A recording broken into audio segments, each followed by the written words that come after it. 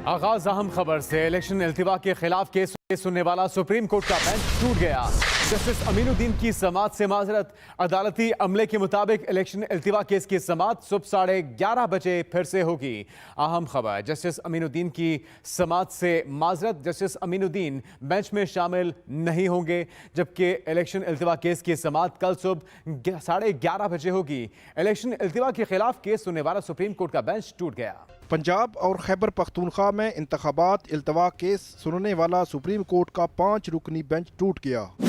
Justice Aminuddin Khan ने समाअत से माजरत कर ली। Chief justice Pakistan justice Umar Ata Bandial की सरबराही में कायम 5 रुकनी लार्जर बेंच केस की समाअत के लिए आया तो चीफ जस्टिस ने अदालत में कहा कि उनके साथी जज कुछ कहना चाहते हैं, जिसके बाद जस्टिस अमीनुद्दीन खान ने कहा, बुध को आज खुद नोटिस केस का फैसला सामने आया है जिस पर मैंने भी दस्तखत किए हैं, क्योंकि मौजूदा 5 रुकनी बेंच इस फैसले के बावजूद इस केस को चलाना चाह रहा है, इसलिए मैं इस बेंच की मजीद कार्रवाई में शामिल नहीं रह सकता, लिहाजा केस को सुनने से माजरत करता हूँ। जिसके बाद बेंच के तमाम अरकान कमरा अदालत से उठकर चले गए। 4 बजे के करीब कोर्ट एसोसिएट ने अदालत में समाअत का फैसला पढ़कर सुनाया, जिसमें कहा गया कि केस की मजीद समाअत जुमे के रोज 11:30 बजे होगी। केस को उस बेंच के सामने मुकर्रर किया जाएगा जिसमें जस्टिस अमीनुद्दीन खान शामिल नहीं होंगे। Mian Aqeel Afzal, Express News, Islamabad. 5 रुकनी बेंच हो या फुल कोर्ट, कोई फर्क नहीं पड़ता। इमरान खान का ट्वीट। साबिक वज़ीर-ए-आज़म ने कहा कि बताया जाए आम इंतखाबात आइन के मुताबिक 90 दिन में होंगे या नहीं। इम्पोर्टेड हुकूमत और इलेक्शन कमीशन आइन का मजाक उड़ा रहे हैं। बताया जाए आम इंतखाबात आइन के मुताबिक 90 दिन में होंगे या नहीं। चेयरमैन तहरीक इंसाफ इमरान खान कहते हैं कि इम्पोर्टेड हुकूमत और इलेक्शन कमीशन आइन का मजाक उड़ा रहे हैं। वज़ीर आज़म का जस्टिस काजी फाइज ईसा के खिलाफ रेफरेंस वापस देने का हुक्म। वज़ीर आज़म शहबाज शरीफ ने कहा, रेफरेंस के नाम पर जस्टिस काजी फाइज ईसा और उनके अहले खाना को हिरासा किया गया। ये रेफरेंस नहीं, आइन पर चलने वाले मुनसिफ मिजाज जज के खिलाफ इमरान खान की इंतकामी कार्रवाई थी। आगे बढ़ेंगे अहम खबर। अदालती इस्लाहात से मुतालिक बिल सेनेट से भी मंजूर। Supreme court practice and procedure bill के हक में 60, मुखालफत में 19 वोट आए। तहरीक इंसाफ के सेनेटर्स का बिल के खिलाफ एहतजाज। The motion is adopted and the bill stands passed. Senate of Pakistan ने अदालती इस्लाहात से मुतालिक supreme court practice and procedure bill 2023 मंजूर कर लिया। The Supreme Court Practices and Procedure Bill 2023 भी पास। इसके हक में 60 और मुखालिफत में 19 वोट आए। पीटीआई सेनेटर्स ने बिल की मुखालफत करते हुए शदीद एहतजाज किया। सेनेटर्स ने अदलिये पर हमला नामंजूर के नारे भी लगाए।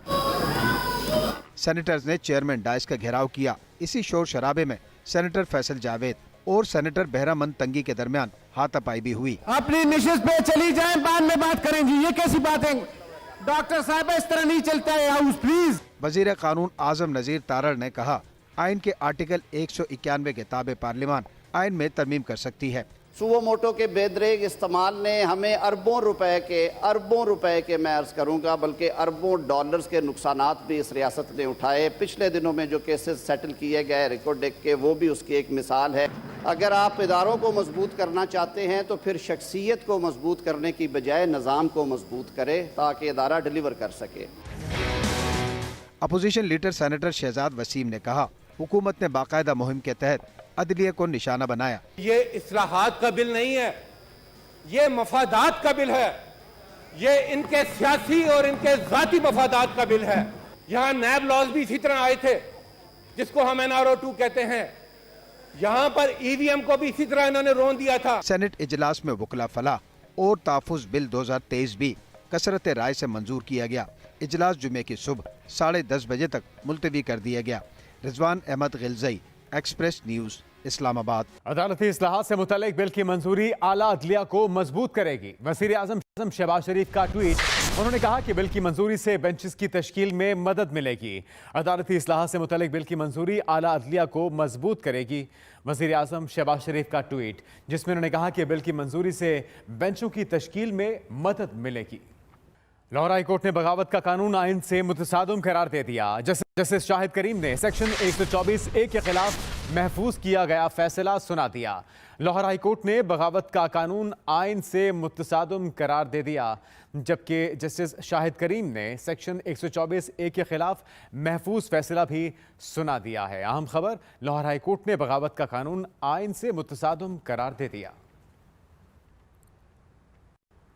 बात करेंगे मुफ्त आटे की तकसीम के हवाले से, तो मुल्तान में मुफ्त आटे की तकसीम में मुबैना करप्शन और लूट मार बेनकाब। स्पोर्ट्स ग्राउंड में मुफ्त आटा पॉइंट पर सरकारी एहलकार ही मुफ्त आटा ले गए। ये करप्शन बेनकाब हुई है। मुल्तान में मुफ्त आटे की तकसीम में मुबैना करप्शन और लूट मार फुटेज में भी वाज़ेह तौर पर देखा जा सकता है। स्पोर्ट्स ग्राउंड में आटा पॉइंट से सरकारी एहलकार मुफ्त आटा ले गए। साबिक वज़ीर पंजाब चौधरी परवेज़ इलाही ने कहा है कि हुकूमती बिल नवाज शरीफ को एक और NRO देने की भोंडी कोशिश के सिवा कुछ नहीं है। चौधरी परवेज़ इलाही से साबिक MNA चौधरी आमिर सुल्तान चीमा, साबिक वज़ीर हाशिम डोगर, सफदर बोसाल, राय मुमताज़ बाबर और नादिर दोगल ने मुलाकात की है। गुफ्तगू में चौधरी परवेज़ इलाही ने कहा कि नवाज शरीफ जब भी वापस आएंगे सीधे जेल ही जाएंगे। पार्लियामेंट सुप्रीम ज़रूर है, लेकिन हुकूमत को मालूम होना चाहिए कि सुप्रीम कोर्ट भी सुप्रीम है। PDM हुकूमत इलेक्शन रोक कर कौमी सलामती से खेल रही है।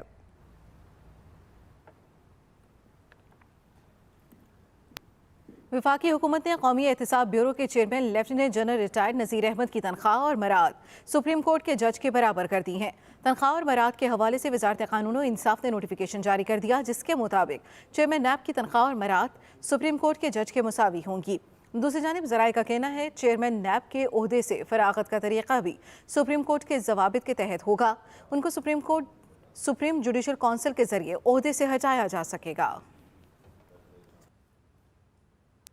अमाराती सदर शेख मोहम्मद बिन जायद अल नहयान ने नई तैनातियों का फरमान जारी करते हुए अपने सबसे बड़े साहबजादे शेख खालिद को अबूज़ैबी का वली-अहद मुकर्रर कर दिया है। गैर मुल्की मीडिया रिपोर्ट्स के मुताबिक अमाराती सदर शेख मोहम्मद बिन जायद ने अपने भाई शेख मंसूर बिन जायद अल नहयान को मुत्तहिदा अरब अमारात का नायब सदर मुकर्रर कर दिया। शेख मोहम्मद बिन राशिद भी अमारात के नायब सदर की हैसियत से फ़राइज़ अंजाम देते रहेंगे।